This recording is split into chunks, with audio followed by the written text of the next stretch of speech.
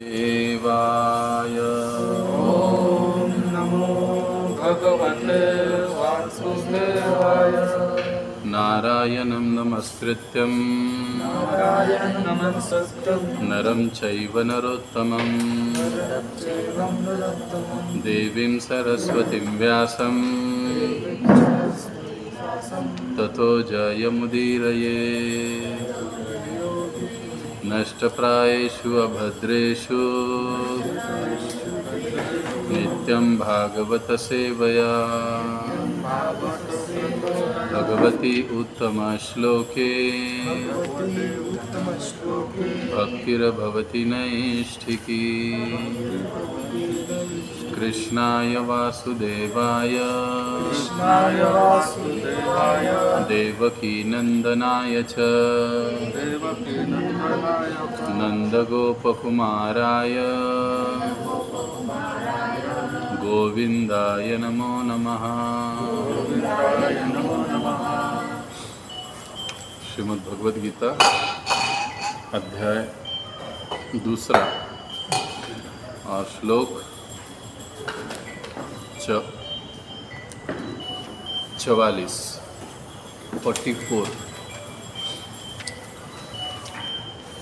सभी पीछे दोहराएंगे। भोगेश्वर्य प्रसक्तानां तया अपहृतचेतसां व्यवसायात्मिका बुद्धि समाधौ न विधीयते।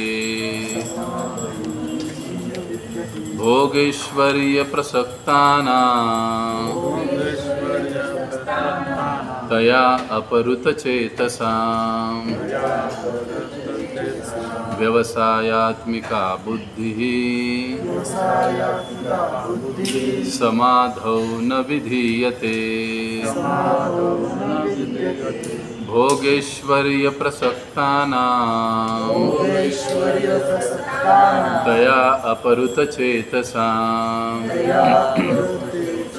व्यवसायात्मिका बुद्धि समाधौ न विधीयते। आप लोग आगे का खाली छोड़कर पीछे क्यों बैठ गए? आप सब आगे आ जाइए। लेट आने वाले पीछे बैठेंगे, वो आगे नहीं बैठेंगे। क्या होता है?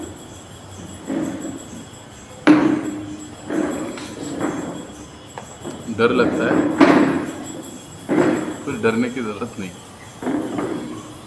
अभी कौन गाएगा? एक एक। भोगेश्वर्य प्रसक्तानां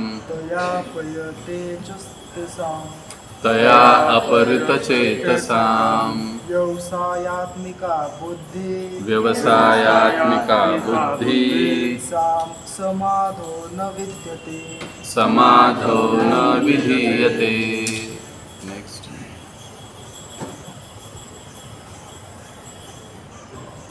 कौन?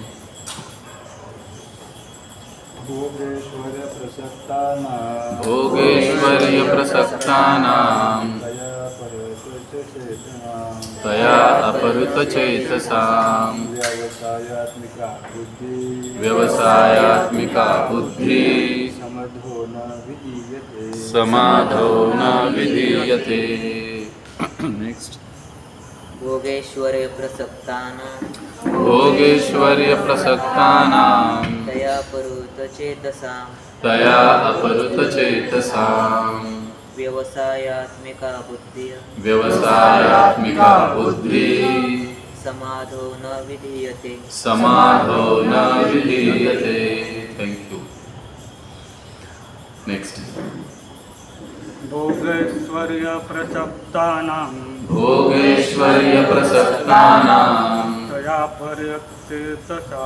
तया अपहृतचेतसां व्यवसायात्मिका बुद्धि समाधौ न विधीयते। माता जी। भोगेश्वर्य प्रसक्तानां तया तया अपतचेतसाम तया अपहृतचेतसाम् व्यवसायात्मिका बुद्धिः व्यवसायात्मिका बुद्धिः समाधो न विधीयते समाधो न विधीयते। भोगेश्वर्य प्रसक्तानां तया अपहृतचेतसाम् व्यवसायात्मिका बुद्धि समाधो न विधीयते। भोगेश्वर्य प्रसक्तानां तया अपहृतचेतसाम् मच्छर सावध व्यवसायात्मिका बुद्धि समाधो न विधीयते। भोगेश्वर्य प्रसक्तानां अपहृत चेतसां तया अपहृत चेतसां व्यवसायात्मिका बुद्धि समाधो न विधीयते। अभी अनुवाद और तात्पर्य को पढ़ेंगे। अनुवाद और तात्पर्य श्रील प्रभुपाद जी के द्वारा। श्रील प्रभुपाद की जय। जो लोग इंद्रिय भोग तथा भौतिक ऐश्वर्य के प्रति अत्यधिक आसक्त होने से ऐसी वस्तुओं से मोहग्रस्त हो जाते हैं, उनके मनों में भगवान के प्रति भक्ति का दृढ़ निश्चय नहीं होता। अभी भगवान इसमें क्या बता रहे हैं कि ऐसे कौन लोग हैं जिनके मन में भगवान के भक्ति का दृढ़ निश्चय नहीं हो पाता। आते हैं, चले जाते हैं, छोड़ जाते हैं, फिर आते हैं, फिर चले जाते हैं, दृढ़ निश्चय नहीं रहता।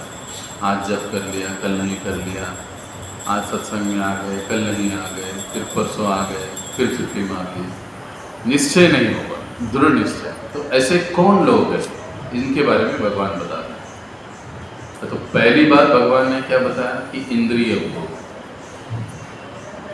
अभी पहली बात भगवान क्या बताते हैं कि अत्याधिक आसक्त, जो लोग इंद्रिय भोग में अत्याधिक आसक्त है, एक। दूसरी बात भगवान ने क्या बताई कि जो लोग भौतिक ऐश्वर्य के प्रति अत्याधिक आसक्त है, और तीन, ऐसे लोग जो अलग अलग वस्तुओं के प्रति अत्यंत मोहग्रस्त है। ये तीन प्रकार की कैटेगरी बताई है भगवान कि ये लोग भगवान की भक्ति के प्रति अपना दृढ़ निश्चय नहीं कर पाते। अब तात्पर्य में प्रभुपाद जी क्या बताते हैं उसको हम सुनेंगे। समाधि का अर्थ है स्थिर मन। वैदिक शब्दकोश निरुक्ति के अनुसार सम्यक अधीयतेस्मिन्नाथ आत्म तत्व यथात्म्यम। जब मन आत्मा को समझने में स्थिर रहता है तो उसे समाधि कहते हैं। जो लोग इंद्रिय भोग में रुचि रखते हैं अथवा जो ऐसी क्षणिक वस्तुओं से मोहग्रस्त है, उनके लिए समाधि कभी भी संभव नहीं है। माया के चक्कर में पड़कर वे न्यून अधिक पतन को प्राप्त होते हैं। अभी पिछले 41 नंबर के श्लोक में भी हमने अभी देखिए यहाँ पर जो व्यवसायात्मिका बुद्धि शब्द आया है, पिछले 41 नंबर के श्लोक में भी व्यवसायात्मिका बुद्धि वही शब्द आया है। तो एक विषय को भगवान कंटिन्यू कर रहे हैं। उस 41 श्लोक में भगवान ने हमको क्या बताया कि जो दृढ़ प्रतिज्ञ नहीं है उनकी बुद्धि अनेक शाखाओं में विभाजित रहती है। मुझे ये करना है, मुझे वो करना है, मुझे वो भी करना है, मुझे वो भी चाहिए, मुझे ये भी चाहिए। इसके कारण क्या होता है तो भगवान के प्रति भक्ति या सेवा का दृढ़ निश्चय उनका नहीं हो पाता। वही विषय को भगवान कंटिन्यू किया और अभी यहाँ पर बता रहे। अभी इसके आगे के जो श्लोक है ना, वो भगवान इसमें समझाते हैं कि जैसे ये 3 कारण यहाँ पर गिनाए। चौथा कारण 45 नंबर के श्लोक में भगवान देते हैं कि वेदों की अलंकारिक भाषा, जिसके कारण लोग मोहित हो जाते हैं, भक्ति की ओर आते हैं। तो अभी हम यहाँ पर चर्चा करेंगे कि ऐसे कौन लोग हैं जो भगवान की भक्ति के प्रति मन का या ये कहिए दृढ़ निश्चय नहीं कर पाते। तो अब पहला, ऐसे लोग जो इंद्रिय भोग के प्रति अधिक आसक्त है। पहले अभी आज हम लोग थोड़ा क्या करेंगे, ग्रुप डिस्कशन करेंगे, हर कोई एक एक पॉइंट बताएगा। अब भगवान ने क्या कहा है, भोग ऐश्वर्य। अभी ऐश्वर्य अलग है, अब पहली बात है भोग की, जो इंद्रिय भोग। अब मुझे बताइए इंद्रिय भोग का मतलब क्या हुआ, इतने दिनों से हम सुन रहे हैं, तो इंद्रिय भोग मतलब क्या, कोशिश कीजिए बताने। अच्छा खाना पीना। ओके, हाँ बिल्कुल, ये एक बात, बढ़िया से बढ़िया खाना आराम चाहिए, से रहना, आराम के साथ रहना, बिल्कुल बढ़िया।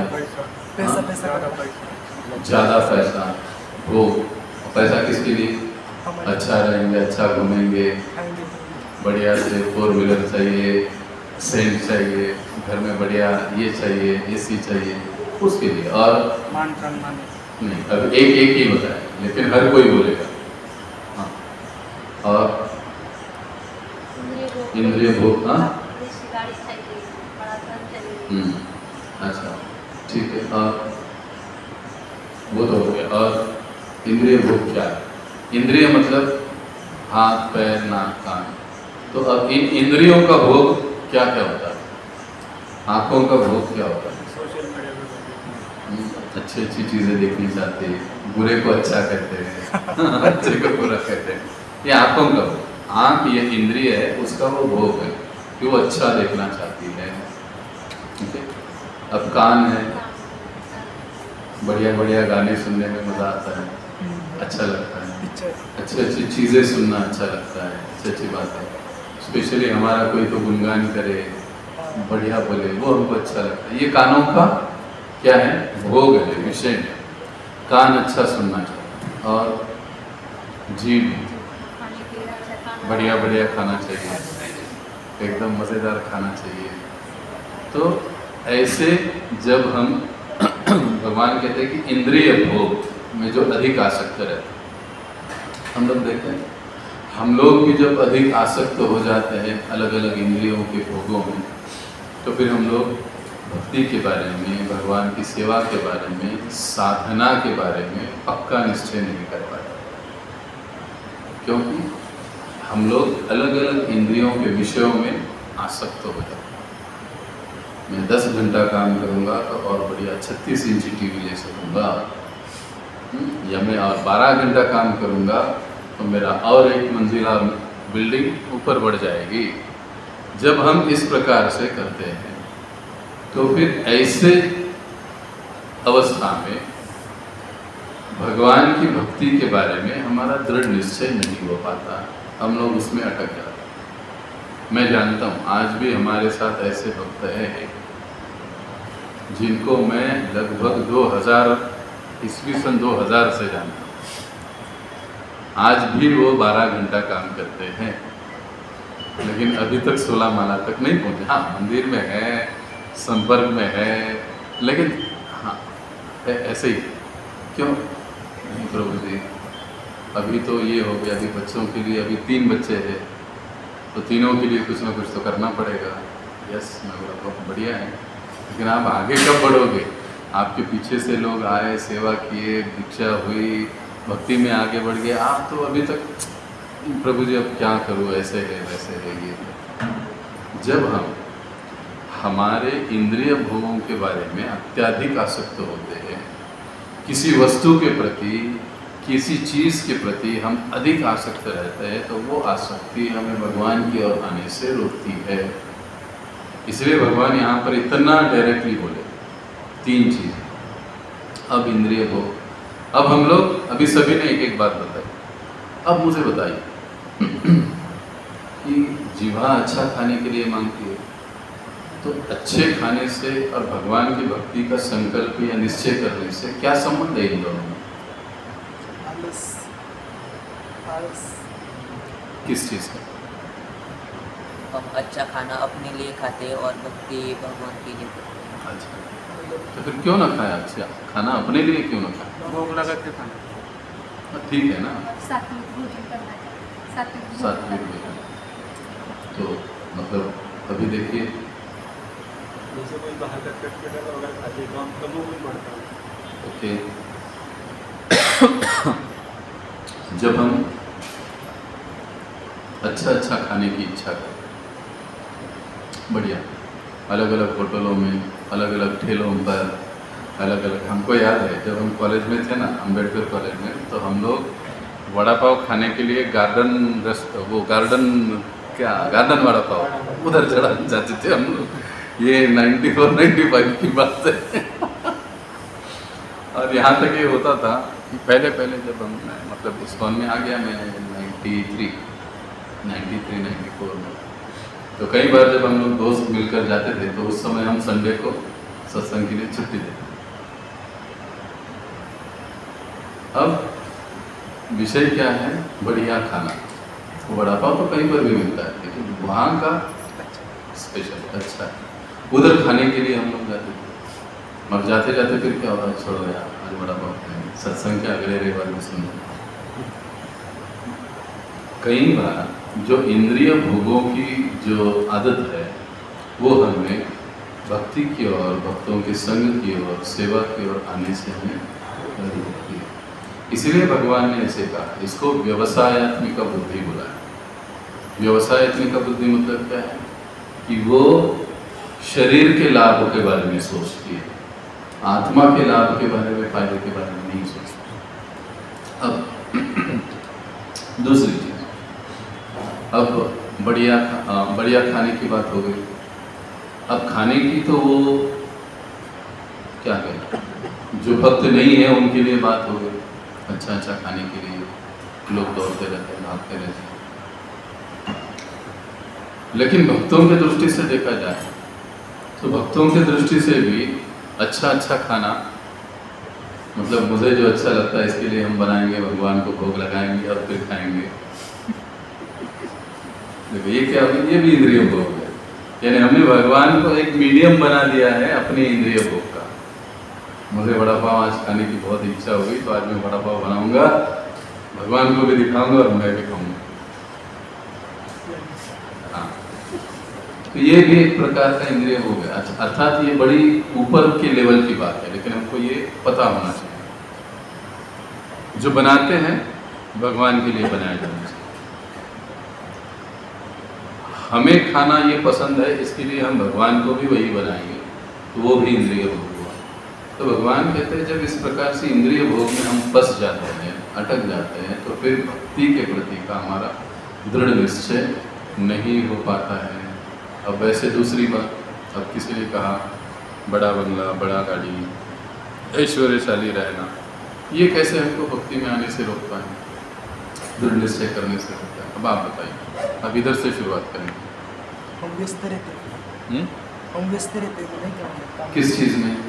कुछ भी काम, कुछ भी मतलब किस चीज़ में? क्लब में जाना, इसमें जो भौतिक चीज़ है उसमें हम मतलब मेहनत ज़्यादा करना पड़ेगी, मेहनत ज़्यादा करना पड़ेगी, समय ज़्यादा देना पड़ेगा, समय ज़्यादा। इसलिए हम आजकल रीज़न आता है ना, प्रभु जी समय नहीं है, आपका अच्छा है, तो समय नहीं है। तो समय क्यों नहीं है? समय तो अपनी जगह पर ही है, हम उसका यूटिलाइजेशन कैसे कर रहे हैं, कितने हद तक कर रहे हैं, किस चीज़ के लिए कर रहे हैं, वो हमारे ऊपर निर्भर। सभी के लिए भगवान ने 24 घंटे ही दिया। अब 24 घंटे में से कितना घंटा हम लोग टीवी के आगे हैं, कितना हम लोग गपशप लगा रहे हैं, कितना हम लोग इधर उधर घूम रहे हैं, कितना हम लोग और बाकी चीज़ कर रहे हैं, उसको अगर हम लोग देखेंगे तो फिर समय नहीं है, ये कारण बकवास है, ये कारण बकवास है। प्रभुपाद जी कहते हैं अगर तुमको खाना खाने के लिए समय है तो जब करने के लिए समय क्यों नहीं? ऐसे हम कहते खाना खाने के लिए समय नहीं मिला, प्रभु 3 दिन हो गए, प्रभु जी 1 हफ्ता हो गया आप मंदिर में दिखाई नहीं दे, प्रभु जी समय नहीं था। लेकिन कभी ऐसे होता है कि प्रभु एक हफ्ता हो गया मैं खाना खाने के लिए मेरे को समय ही नहीं मिला, हो ही नहीं सकता। तो बच्चे कहते हैं तो जो प्राधान्य है, जो प्रायोरिटी है, वो अधिक से अधिक हम लोग इंद्रिय भोगों के लिए देते हैं। इसलिए कई बार हम भगवान की भक्ति में, भगवान की सेवा में, कथा सत्संग में, ग्रंथों के अध्ययन का दृढ़ निश्चय नहीं कर पाते हैं। एक चीज। अब दूसरी चीज क्या बताया? भौतिक ऐश्वर्य के प्रति अत्यधिक आसक्त ऐश्वर्य। अब ऐश्वर्य होगा तो हम लोग सेवा अच्छे से कर पाएंगे, मंदिर को डोनेशन दे पाएंगे, मंदिर के लिए हम कुछ कर पाएंगे, भगवान की सेवा कर पाएंगे, है ना? लेकिन फिर भगवान ऐसे क्यों कह रहे हैं कि यहाँ पर ऐश्वर्य के प्रति भी जो अत्यधिक आसक्त है वो भी दृढ़ निश्चय नहीं कर सकता भक्ति में? ओके, किस चीज का? मेरे पास ज्यादा पैसा। अच्छा, मेरे पास ज्यादा पैसा। ओके, और मंदिर में क्यों जाऊँ? हाँ, बराबर। कुछ साल पहले मैं एक व्यक्ति से मिला था, काफी अमीर व्यक्ति, हड़पसर के व्यक्ति। हमने उनको ऐसे ही कहा, प्रभु जी मंदिर में आया कीजिए, दर्शन कीजिए, प्रसाद पाइए, आप ही के लिए मंदिर है। मैंने कहा, प्रभु जी बात तो आपका सही है, लेकिन देखिए आप तो देख रहे हो, उनका प्रभु जी हड़पसर में ही 4 एकड़ में तो उनका बंगला है, 4 एकड़ में बंगला है, और एक एक रूम, एक एक 2-2, 4-4 करोड़ का रूम है, ऐसी फैसिलिटी उसको। क्या प्रभु जी, इतना ठाकुर जी की, भगवान की हम पर कृपा है, सब कुछ ठीक ठाक चल रहा है, भगवान की कृपा है ही ना हम पर। अगर उनकी कृपा हम पर नहीं होती तो ये सब कहाँ से हो, तो क्या आवश्यकता है? भगवान की कृपा ऑलरेडी हम पर है। जिन पर कृपा नहीं है उनको मंदिर में जाने की जरूरत। तो मैं कुछ समय तक उनकी ओर देखता रहा। मैंने कहा कि अभी इनको समझा कि कुछ मतलब नहीं है। तो फिर भी मैंने कहा कि देखो बात तो सही है आपकी, आपके ऊपर भगवान की कृपा है, लेकिन वो बनी रहने के लिए आपको आना चाहिए। आज है कल होगी, इसका कोई गारंटी नहीं दे सकता है। आज भगवान पर मेरे ऊपर भगवान की कृपा है, लेकिन कल भी भगवान की कृपा मेरे ऊपर रहेगी, इसके लिए मैं क्या कर रहा हूँ? आज मेरे पास 1 लाख रुपया बैंक बैलेंस है, वो कल भी रहेगा या उसमें और बढ़ोतरी होगी, इसके लिए मुझे कुछ ना कुछ तो करना पड़ेगा ना, तभी तो वो बना रहेगा और बढ़ेगा। अगर मैं उसके लिए कुछ करूँगा ही नहीं तो एक दिन वो 0 पे आ जाएगा। वैसे ही है। इसलिए क्या कहा गया, सुख में हरि भजे तो दुख कहाँ से हो। कहने का तात्पर्य क्या है कि कई बार ऐश्वर्य के प्रति जब हम अधिक आसक्त होते हैं, ये करना है, ये प्राप्त करना है, वो करना है, ऐसे करना है, वैसे करना है, तो हम भगवान के प्रति दृढ़ सेवा का, भक्ति का निश्चय नहीं कर पाते हैं। भगवान बता रहे। अब ऐश्वर्य के बाद क्या बोला है भगवान ने? अत्यधिक आसक्त होना, विषय वस्तुओं से मोहग्रस्त होना। मोहग्रस्त होना मतलब क्या? मोह मतलब क्या? दूर जाने के डर लगना। हाँ, दूर जाने से डर लगना। और इन्होंने क्या कहा? लगाव होना, बहुत लगाव होना किसी वस्तु के प्रति। और जिस वस्तु के प्रति, व्यक्ति के प्रति हमारा लगाव ज़्यादा होता है, उतना ही हमको भय ज़्यादा रहता है। वो चीज़, वो वस्तु, वो व्यक्ति दूर जाने का, निकल जाने का, जितना अधिक। इसीलिए एक श्लोक में भगवान कहते हैं, जितनी अधिक आसक्ति उतना अधिक दुख। इसके लिए भगवान गीता में ब्रह्मभूत स्तर की बात करते हैं, आसक्ति रहित होकर कर्म करने की बात करते हैं, निष्काम कर्म की बात करते हैं। क्यों? क्योंकि जितने अधिक हम लोग मोह में रहेंगे किसी वस्तु के प्रति, व्यक्ति के प्रति, चीज़ों के प्रति, उतना ही हमको उससे दुख भी प्राप्त होगा। ये पक्का है, आज नहीं तो कल, लेकिन ये चीज़ पक्की है। क्योंकि भौतिक वस्तु कभी भी हमको, भौतिक वस्तु हो, व्यक्ति हो, चीज़ हो, हमको कभी भी शाश्वत सुख या आनंद नहीं दे सकते। हमेशा के लिए हमको आनंद नहीं दे सकते, हमेशा के लिए हमको सुख नहीं दे सकते। वो एक ना एक समय तो ऐसे आएगा, वो हमें छोड़ेगी या हम उनको छोड़ेंगे। या तो चीज़ हमसे छूट जाएगी, वस्तु हमसे छूट जाएगी, व्यक्ति हमसे छूट जाएगा, या हम वस्तु से दूर चले जाएंगे, व्यक्ति से दूर चले जाएंगे, छूट जाएंगे। या तो वो हमको छोड़ेगी या तो हम उसको छोड़ेंगे, लेकिन छोड़ेंगे ये पक्का है। जितना महंगा मोबाइल उतना केयर जाता है, जितना गुम हो जाता है उतना दर्द जाता है। जितनी महंगी चीज, महंगी वस्तु, उतना। अब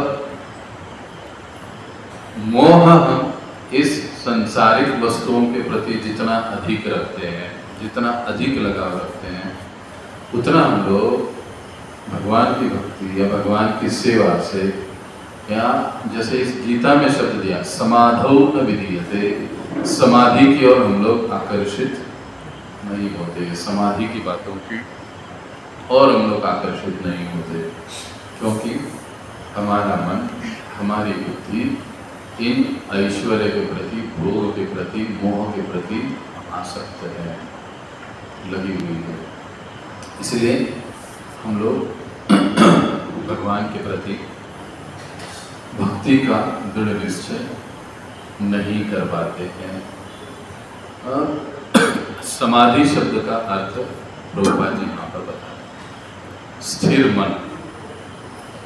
अभी आप मुझे बताइए, क्या मन स्थिर हो सकता है? कितनों को लगता है स्थिर हो सकता है? कितनों को लगता है नहीं हो सकता? वोटिंग लेंगे। हाँ, स्थिर हो सकता है? नहीं हो सकता। हाँ, हो सकता। ओके, पहले मुझे बताइए कितनों को लगता है कि मन स्थिर नहीं होगा? 1 2 3 4 5 6 7 8 9 10 11 12 मन स्थिर नहीं होगा। अरे वाह, कितनों को लगता है कि मन स्थिर होगा? अरे आपने पहले भी किया था ना? आपने नहीं किया। ओके, 1 2 3 4 5 लोगों को लगता है, भक्तों को लगता है कि मन स्थिर होगा। अगर अब सोचिए, मन अगर हमारा कभी स्थिर ही नहीं होता तो समाधि की बात भगवान करते? सोचो। हाँ, ये बात जरूर है कि मन को स्थिर करना इतनी आसान बात नहीं है। अर्जुन भी क्या कहते हैं कि जो मन है, मैं बहते हुए तूफान को कंट्रोल कर सकता हूँ, लेकिन मन को नहीं कंट्रोल कर सकता है कृष्ण। ये अर्जुन पे है, लेकिन भगवान क्या बताए? अभ्यास है तो कौन्तेय वैराग्य न च गुह्यते। अगर तुम अभ्यास करोगे, अभ्यास का मतलब क्या है? प्रैक्टिस, स्टडी, साधना करोगे। किस चीज का? वैराग्य का, वैराग्य विद्या का, तो मन स्थिर होगा, नियंत्रण में आएगा। ये कभी एक रात में होगा, 1 महीने में होगा, 1 साल में होगा, प्रयास करना पड़ेगा। जिसका प्रयास जितना ईमानदार है उतने जल्दी उसका मन स्थिर होगा। देखिए, हाँ, अच्छा प्रश्न है। वैराग्य का मतलब क्या है? अब आप बताइए, एक आप माता जी बताएं, वैराग्य का मतलब क्या है? आपने क्या, जो आपने समझा है वैराग्य?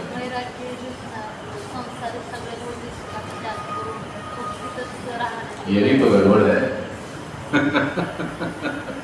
ओके, ठीक है। हाँ, वैराग्य हम इसे कह सकते कि जैसे संसार में रहकर भी जो चीज़ें हैं उसको भगवान की भक्ति में लगाकर हम उसको यूज कर सकते हैं। बहुत मतलब जैसे पानी जैसा रहता है कि जिसमें मिलाओ उसका वो रूप धारण कर देता है उस तरह। ओके, बढ़िया। ये आप इतने गंभीरता से, प्रभु जी हर रोज़ मंदिर में आते हैं, गीता पढ़ते हैं, हर 1-2 दिन के बाद मैं उनको देखता हूँ और आधा घंटा यहाँ पर भगवद गीता पढ़ के चले जाते हैं, जब करते हैं पढ़ के चले जाते हैं। वो गीता का परिणाम। वैराग्य का मतलब सिर्फ ये नहीं है कि संसार को या हमारे प्रपंच को, घर बार को छोड़ देना, इसको वैराग्य नहीं कहते।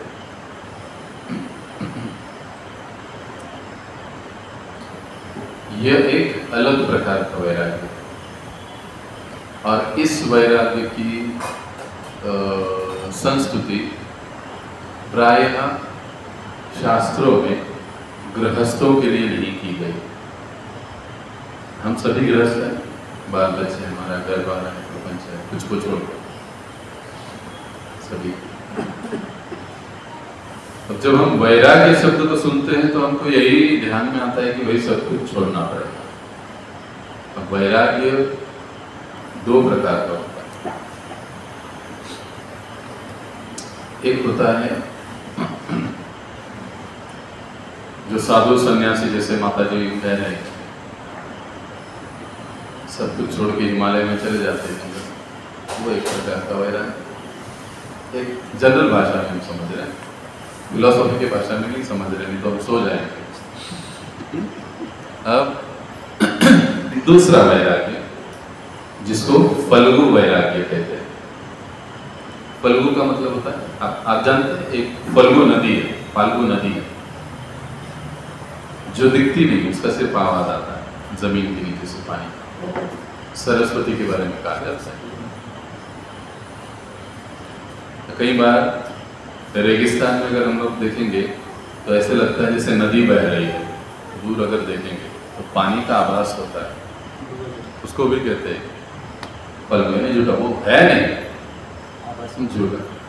अच्छा, और एक मजेदार किस्से से आपको समझाता हूँ फल्गु है।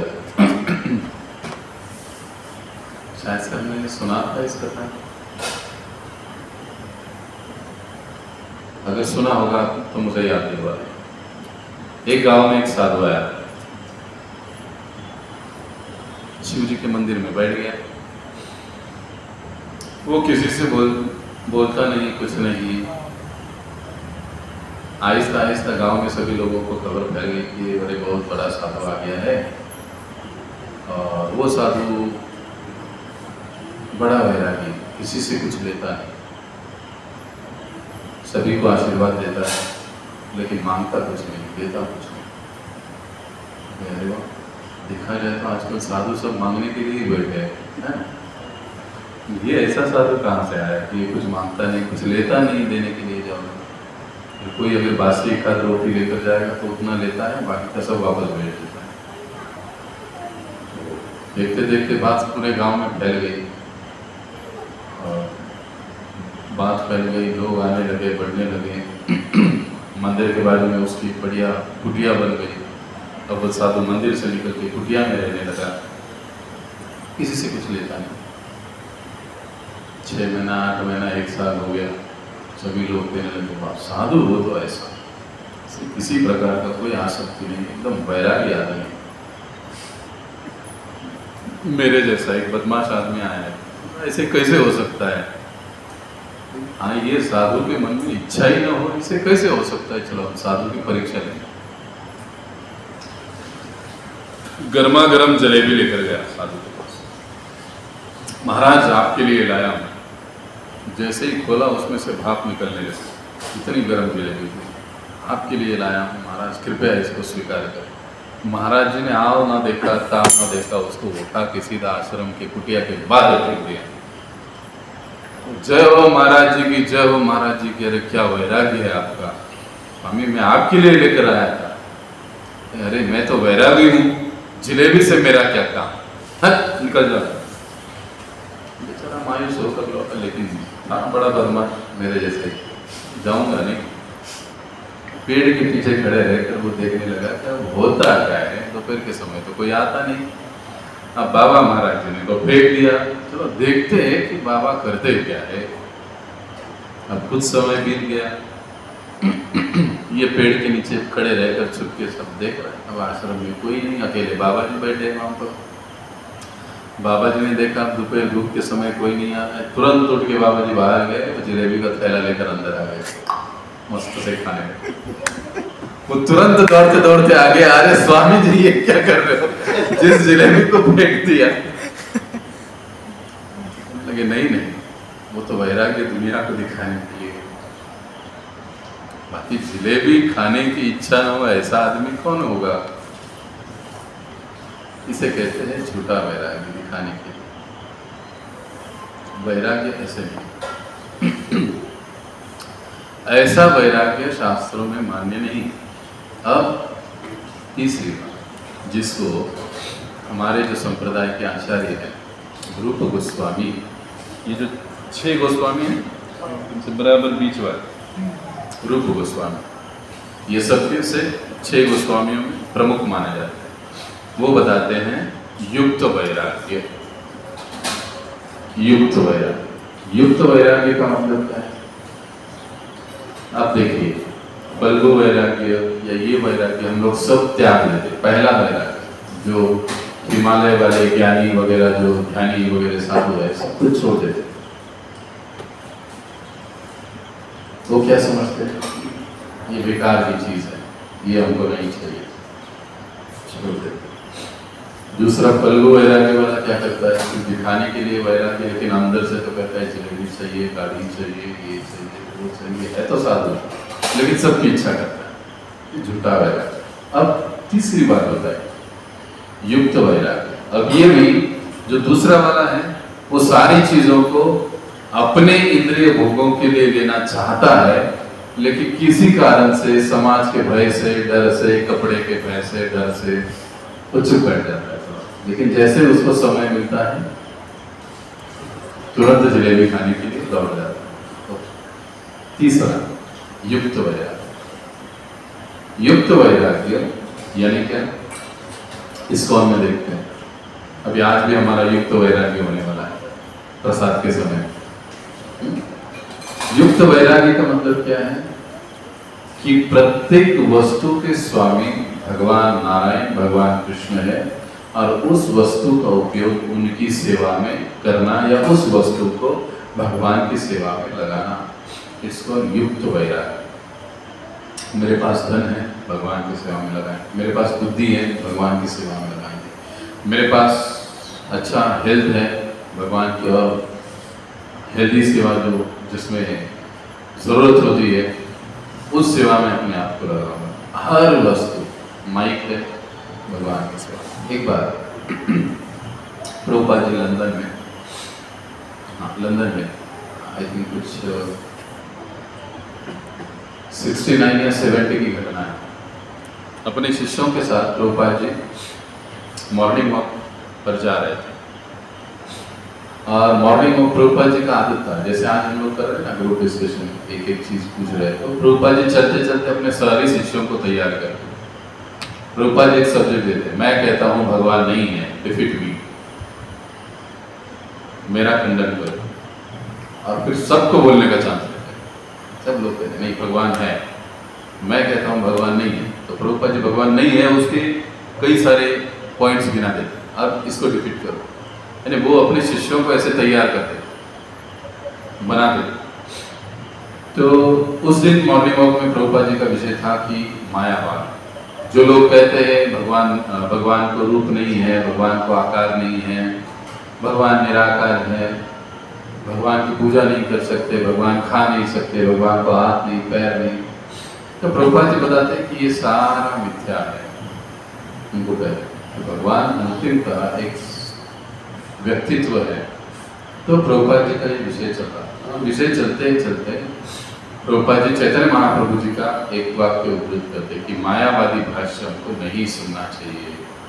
जो लोग कहते हैं कि भगवान भी, जो ये द्विभुजधारी कृष्ण हमको दिखाई देते हैं ना, उनका शरीर भी माया से बना हुआ है, तो इनकी बातों को हमें सुनना नहीं चाहिए, ऐसे प्रभुपाद जी बोले थे। तभी उतने में क्या हुआ, मॉर्निंग वॉक चर्चा करते करते खत्म हुआ। प्रभुपाद जी फिर से अपने मंदिर सेंटर की ओर लौटे सभी शिष्यों के साथ। तभी बीच में मंदिर के बाजू में ही एक अलग मायावादी संप्रदाय के कुछ लोग अपने हैंडबिल्स बांट रहे हैं अपनी संस्था से। तो उन्होंने तुरंत क्या किया कि प्रभुपाद जी को भी वो हैंडबिल दिया। तो अब सबको लगा कि प्रभुपाद जी इसको फाड़ के फेंक देंगे, प्रभुपाद जी ने उससे ले लिया। तो उस आदमी ने प्रभुपाद जी को शायद से खिजाना चाहता था, उनको कुछ उकसाना चाहता था और एक दे दिया। प्रभुपाद जी ने दूसरा भी ले लिया, देखा उसको और फिर आगे चल गए, आगे निकल गए, मंदिर में आ गए। और मंदिर में आ गए तो एक भक्त प्रसाद बांट रहे थे सुबह तक आने जाने में। आप सब भक्त मॉर्निंग वॉक से बाहर आ गए तो बढ़िया सा सुबह का मंगल भोग था बांट रहे थे। तो वो भक्त ने थोड़ा सा जो रबड़ी टाइप खीर होता है ना, तो बांट रहे थे। अब जैसे प्रभुपाद जी आगे गए तो सभी हाथ आगे कर रहे थे, हाथ में इतना सा प्रसाद ले रहे थे। प्रभुपाद जी ने तुरंत वो हाथ में के 2 हैंडबिल्स थे, उनको फोल्ड किया, उसके ऊपर प्रसाद किया, खा लिया, खाकर उसको फेंक दिया। अब ये सब भक्तों ने देखा, शिष्यों ने देखा, ये प्रभुपाद जी हमको कहते हैं मायावादियों का लिटरेचर नहीं पढ़ना चाहिए, उनका सुनना नहीं चाहिए। प्रभुपाद जी ने वो पैम्पलेट लिया कैसे और बकायदा उन्होंने उसको पढ़ा। भागवतम का क्लास चालू हो गया बाद में। अब सब लोग उधर ही अटके, प्रभुपाद जी आगे भी बैठे भी, जय राधा माधव चालू हो गया, भागवतम का श्लोक खत्म हो गया। अंतिम में एक जन बोला डेरी तो बात बोलो, मेरा एक प्रश्न, आप कहते हो कि मायावादियों का भाषण नहीं सुनना है, आप कहते हो कि पढ़ना नहीं है, आपने उस आदमी से कैसे हैंडबिल लिया? नहीं लेना चाहिए। अच्छा लिया तो लिया, आपको फेंक देना चाहिए था उधर, आपने फेंका भी नहीं, आपने उसको पढ़ा, फोल्ड किया, जेब में रख दिया, आपने ऐसे क्यों किया? तो प्रभुपाद जी ने कहा आप उधर ही अटके हो, उसके आगे मैंने क्या किया? वो जो हैंडबिल था उस हैंडबिल को मैंने लिया, उसमें प्रसाद दिया, प्रसाद खाया और प्रसाद खाने के बाद मैंने उसको फेंक दिया। कागज यह एक वस्तु है, उसके ऊपर क्या छपा है वो अलग बात है। हर वस्तु भगवान कृष्ण की सेवा में प्रयुक्त होनी चाहिए।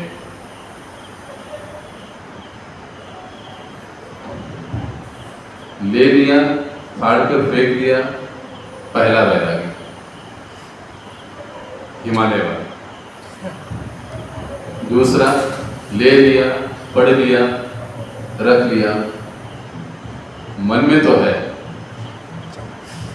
जाऊंगी क्या करूं, जाऊंगी क्या करो, जाऊंगी क्या करो, लेकिन यहाँ पर हरे कृष्ण हरे कृष्ण वो भी चल रहा है दूसरे बात। लेकिन प्रभुपाद जी ने क्या किया, उसको लिया, पढ़ा, समझ गए बेकार की बात है, लेकिन अब उस चीज को उन्होंने क्या किया, भगवान की सेवा, ध्रुव की तरह प्रसाद पाने में उसका उपयोग किया। इसे कहा जाता है युक्त वैराग्य।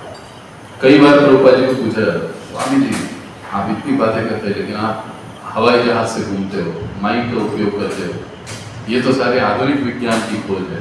प्रभुपाद जी बिल्कुल सही बात है, लेकिन उसका उपयोग आप डीजे बजाने में, डांस बार में करते हो, मैं भगवान की कथा करने के लिए करता हूँ। यही वस्तुओं का सही उपयोग। युक्त वैराग्य का मतलब क्या है? जो चीजें हैं, वस्तु है, उसको भगवान की सेवा में लगाना। वो किसकी है? भगवान की, हमारी नहीं।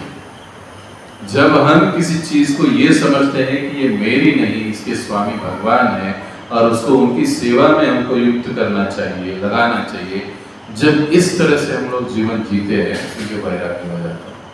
इसलिए भगवान श्री कृष्ण नहीं, जब व्यासदेव जी, महाभारत का एक प्रसंग है, व्यासदेव जी मिलने के लिए आते हैं धृतराष्ट्र को, क्योंकि पांडु का निधन हो जाता है, कुछ निधन हो जाता है, धृतराष्ट्र राजा बन जाते हैं और कुछ समय के बाद व्यासदेव जी उनको मिलने के लिए आते हैं। तो मिलने के लिए जब आते हैं तो व्यासदेव जी उनको कुछ उपदेश देते हैं और उपदेश देते हुए वे कहते हैं कि हे धृतराष्ट्र, तुम गृहस्थ के सन्यासी बनो, गृहस्थ के वैरागी बनो। अब धृतराष्ट्र कहते हैं कि ऐसे कैसे संभव है, गृहस्थ का वैरागी कैसे हो सकता है, गृहस्थ का सन्यासी कैसे हो सकता है? तो कहा क्यों नहीं हो सकता? जो चीज तुम्हारी नहीं है वो तुम्हारी नहीं है, इसको समझना ही युक्त वैरागी। आज जो भी चीजें हमारे पास है वो कुछ समय के बाद किसी और की होगी। जब तक मेरे पास वो चीजें हैं तब तक उन चीजों को भगवान की सेवा में लगाना ये युक्त वैरागी। अपने बच्चे हैं, बच्चों को नाम जप में लगाइए। अपनी पत्नी है, पति है, उनको भगवान की सेवा में छोड़िए। अपने पास कुछ सुविधाएं हैं, उसको भगवान की सेवा में लगाइए। इसे युक्त वैराग्य कहा जाता है, इसे सही वैराग्य कहा जाता है। इसलिए हम लोग भक्तों के जीवन में देखते हैं, जो भी उनके पास है वो भगवान की सेवा में लगाते हैं। उनके पास समय है, वो टीवी नहीं देखते हैं, वो गाने नहीं सुनते हैं, वो कहीं पर गप्पे नहीं लगाते हैं, वो भगवान की सेवा में अपना समय लगा देते हैं। कुछ ना कुछ पढ़ने में, जपने में, सेवा में लगा देते हैं। किसी के पास धन है, वो अपने धन को भगवान की सेवा में कहीं ना कहीं से जोड़ देता है। किसी के पास बुद्धि जोड़ देता है। ये हुआ युक्त वैराग्य। और हम सभी कृष्ण भक्ति में या कृष्ण भावना में हमको यही संस्तुति की जाती है। बोलो श्री राधा कृष्णचंद्र भगवान की जय। यही संस्तुति की जाती है कि हमें इस प्रकार के युक्त वैराग्य का पालन करना चाहिए। जब हम इन युक्त वैराग्यों का पालन करते हैं, करने का प्रयास करते हैं, भक्तों के संग में आकर, गीता जैसे ग्रंथ को पढ़कर चीज़ें जब समझ में आती है, तब हमारा भगवान के प्रति भक्ति का दृढ़ निश्चय बनना चालू होता है। तब चालू होता है, नहीं तो तब तक हम लोग ऐसे ही रहते हैं, हवा में आते रह जाते हैं। हमारे महाराज जी कहते आया राम गया राम, आज आ गया, कल गया, फिर कल आया, परसों आया, फिर तेरसों चला गया, फिर नरसों आया, चला गया। नहीं, ये निश्चय कब होता है? जब हम गीता को पढ़ते हैं, समझते हैं, पहली चीज। दूसरी चीज, इन तीन विषयों को समझते हैं और गृहस्थ में रहते हुए भी हम लोग कैसे वैरागी बन सकते हैं। इसलिए कृष्ण भावना ये जैसे क्या है ना, आजकल हम लोग कहते हैं आर्ट ऑफ लिविंग, जीने की कला। प्रभुपाद जी कहा करते थे कृष्ण भावना इज आर्ट ऑफ डाइंग। मरना कैसे? जीने के लिए तो सबसे चिड़िया भी जीने के लिए प्रयास करती है, हम लोग भी प्रयास करें, उसमें कोई बड़ी बात नहीं। मरने के लिए प्रयास क्यों नहीं करता? मरने के लिए प्रयास करने का मतलब ही क्या है कि हम अपने जीवन को ऐसे जीना चाहिए जैसे गीता में भगवान बताते हैं, तो फिर अंतिम समय सुकर हो जाता है। जैसे लास्ट लोग में हुआ त्रायते महतो भया, सबसे बड़े भय का हमारा तब रक्षण होगा, भय से हमारा रक्षण होगा। तो ये तीन चीजें हमको इस श्लोक में ध्यान में रखनी चाहिए। एक, इंद्रिय भोग के कारण, दूसरा भौतिक ऐश्वर्य के प्रति आसक्त होने के कारण, तीसरा मोहग्रस्त होने के कारण हम भक्ति में दृढ़ निश्चय नहीं हो पाते। अब अगर हम लोग जप में दृढ़ निश्चय नहीं हो पा रहे, सेवा में दृढ़ निश्चय नहीं हो पा रहे, तो ये तीन क्राइटेरिया अपने आप को लगा के देखना है हम लोग कहाँ पे गड़बड़ कर रहे हैं। तो चीज़ें समझ में आती है कि वहाँ पर सुधार हम लोग कर सकते हैं। यहाँ पर रुकेंगे, कोई प्रश्न है तो आप पूछ सकते हैं।